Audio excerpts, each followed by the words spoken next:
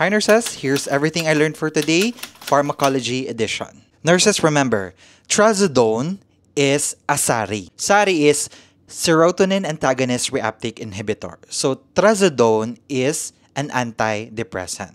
You have to remember, nurses, that trazodone has sedating properties. And one of the adverse effects of trazodone is priapism.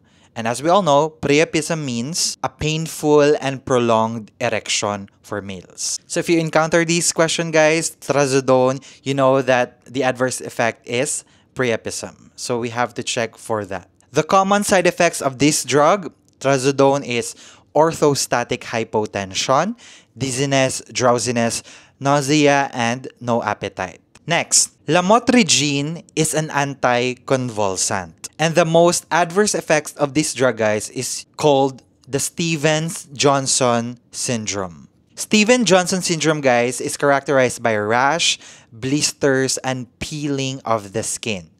So if you encounter this drug in the NCLEX, you know that we need to check for rashes and redness of the skin because they might be having Stevens-Johnson syndrome. Next, in chemotherapy, guys, we give drugs like filgrastim Neupogen. So this drug, guys, filgrastim Neupogen, is given to stimulate white blood cell production. Okay? So filgrastim Neupogen is given for white blood cell production. Patients in chemotherapy are given ondansetron, guys, are antiemetics because patients undergoing chemotherapy, they experience nausea and vomiting. So ondansetron is the drug of choice, is antiemetics. Now, if you encounter this drug, leucovorin, guys, is given to protect healthy cells from chemo drugs. Okay? So those three, remember that. Filgrastim is for white blood cells. Ondansetron is antiemetics to prevent vomiting. And then leucovorin is used to protect healthy cells from chemotherapy. Next, ciprofloxacin, guys, is an antibiotics, specifically classified as fluoroquinolones. Okay? And always remember, guys, fluoroquinolones or quinolones are kinds of antibiotics that causes photosensitivity. Patients taking ciprofloxacin or other drugs na fluoroquinolones, they are very photosensitive.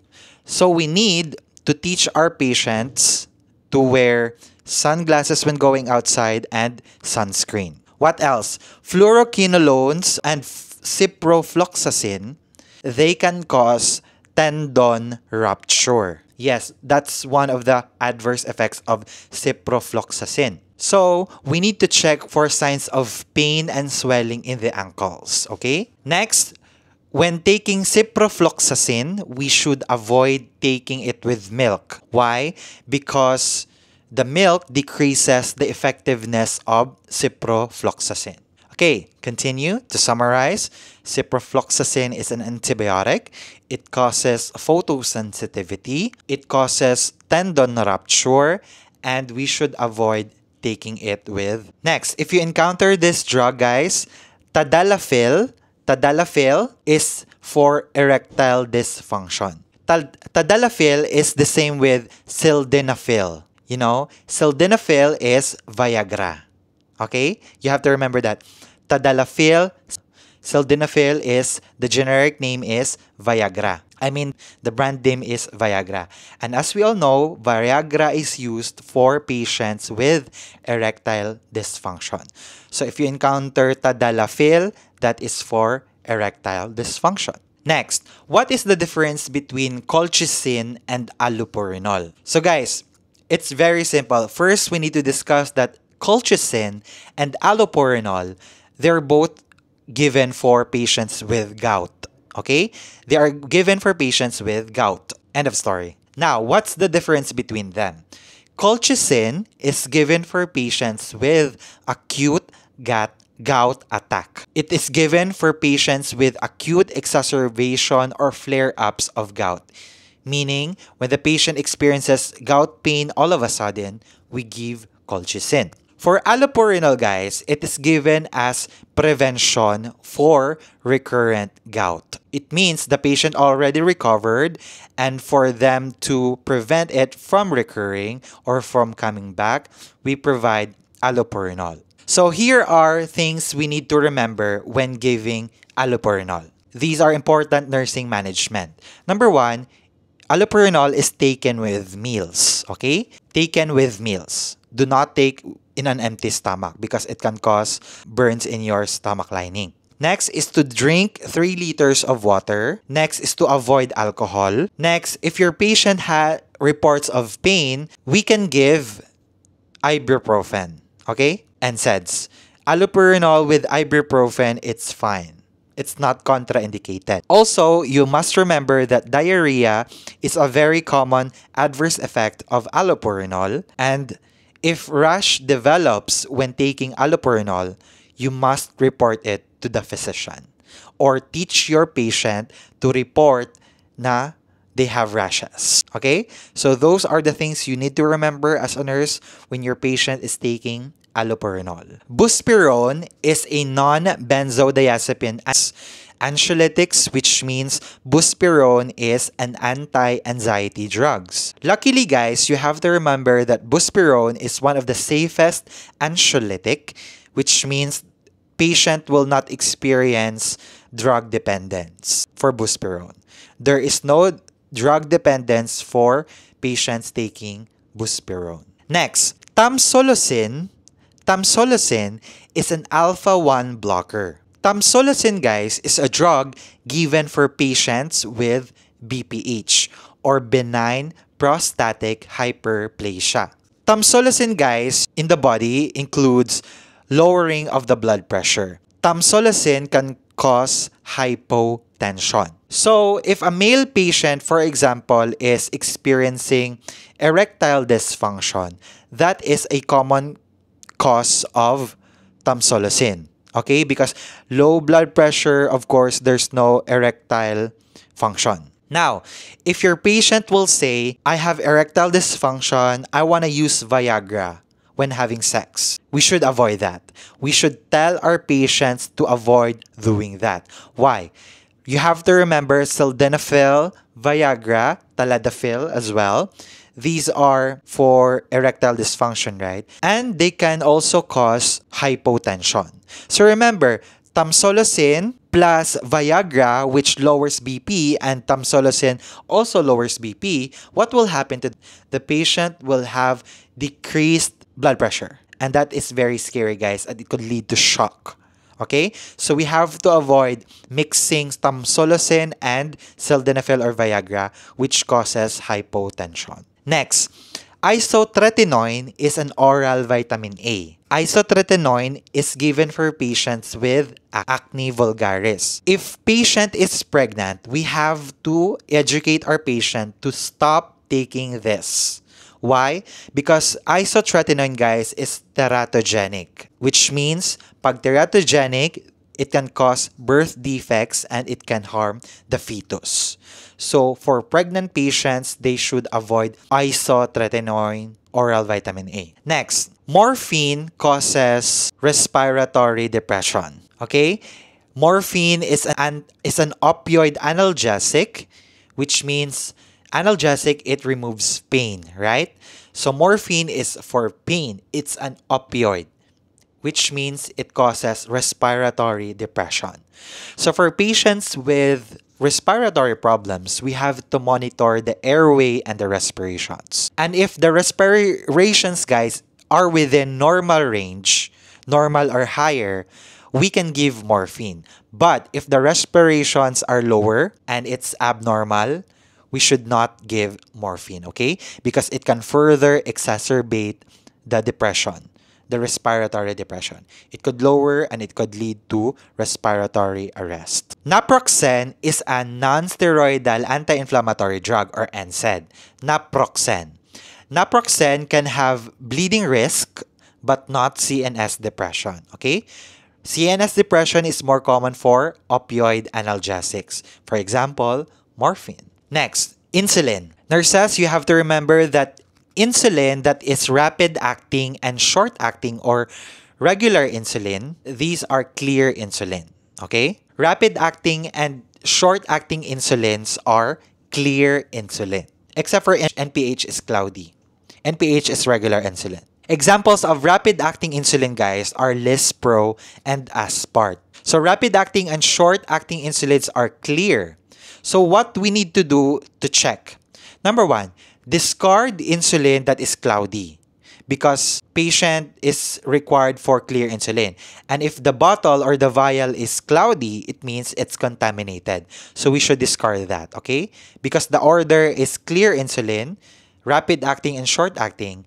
If the bottle or the vial is cloudy, we must discard it. Next, pre-filled insulin must be stored in an upright position. The pre-filled ones, it means the insulin is already in the syringe. It should be stored in an upright position. Nurses, remember this. If the insulin is unused, meaning it's not opened yet, store it in the refrigerator. Not in the freezer. If unused, store in the refrigerator.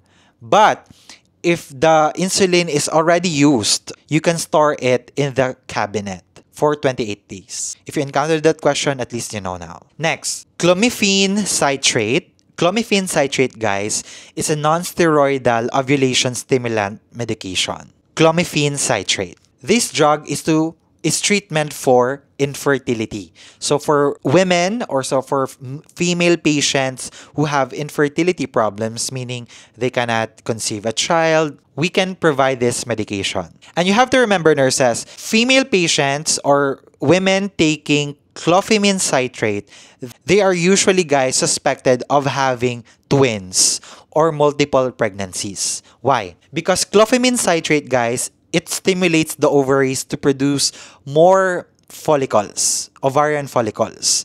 And more ovarian follicles maturing, it means a lot of them are viable for fertilization. So, patients with clomiphene citrate who are taking clomiphene citrate, they are expected to have twins or multiple pregnancies. Next, we have the RIPE, rifampicin, isoniazid, pyrazinamide, and ethambutol. Nurses, RIPE is for TB, tuberculosis. These are the 4 drugs of choice for patients with TB. And you have to remember, nurses, RIPE drugs, rifampicin, isoniazid, pyrazinamide, and ethambutol, they can cause hepatotoxicity or liver problems. Okay, remember that? So you need to check for signs of liver problems. We have jaundice, pale stools, weakness. Next, alendronate is a biphosphonate. Alendronate, guys, are given for patient with osteoporosis. So if your patient is suffering from osteoporosis, they are given alendronate because alendronate increases bone density. So as nurses, we need to check for side effects of alendronate.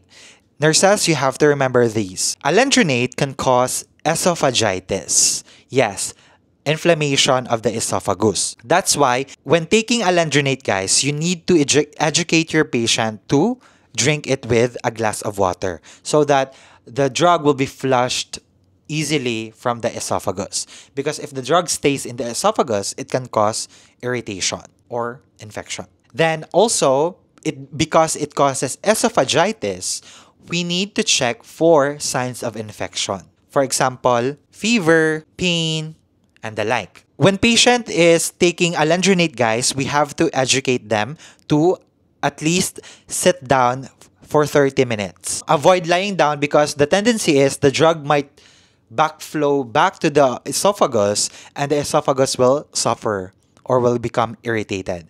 So we need to educate our patients to avoid reflux by sitting down. And also, it is best to be taken in the morning in an empty stomach for alendronate. Next, topical hydrocortisone, guys, is given for patients with pruritus or itching.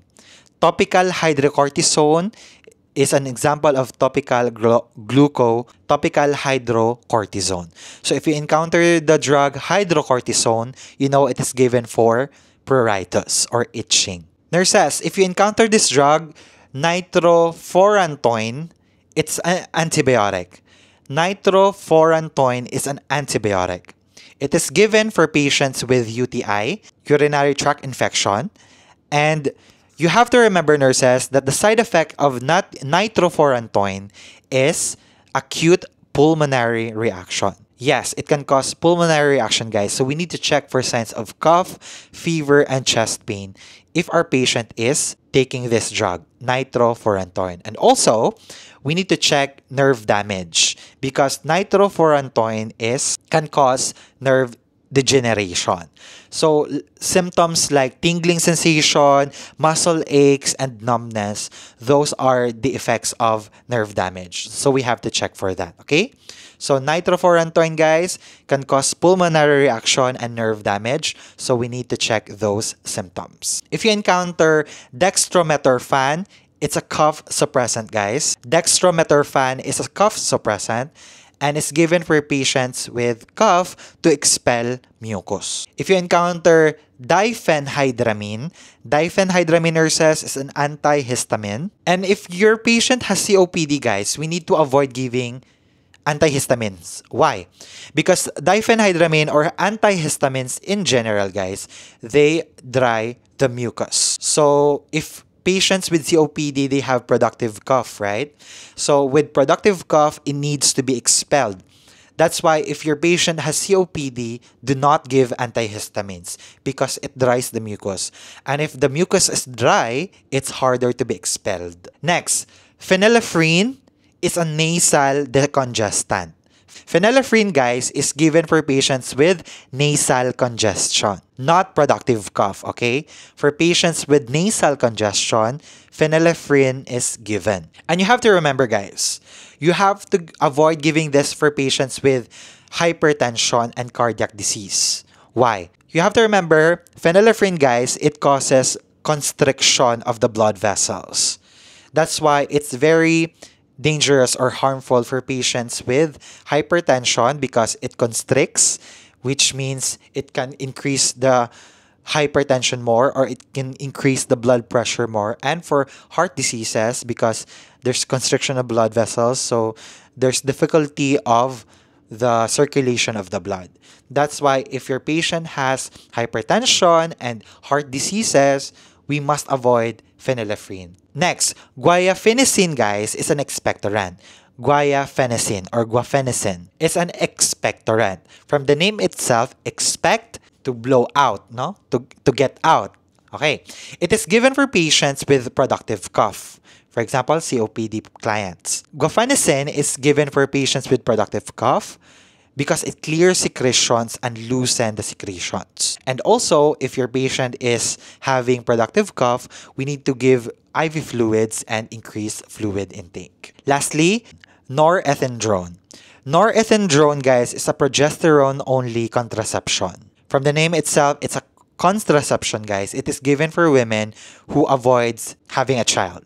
Yet, norethindrone is a contraceptive, oral contraceptive. Norethindrone, guys, can be given with, guys, you have to remember that norethindrone, if given with antibiotics, it decreases the power of the contraceptives, okay? So technically, you need to avoid antibiotics when giving norethindrone or contraceptives in general because antibiotics, it decreases the power of the contraceptives. So what happens if the patient has an infection and it also is undergoing norethindrone? So the correct answer here, guys, is you need to add additional contraception. Because again, as antibiotics decreases the power of the contraceptives, but in cases of infection, of course, we need to give antibiotics, right? And also we need to have the patient taking norethindrone because it's a contraceptive. So what we need to do is just to add another contraception as ordered by the physician. And that's it, nurses. I hope you've learned something new today. Keep that in mind because you will encounter that in the NCLEX questions.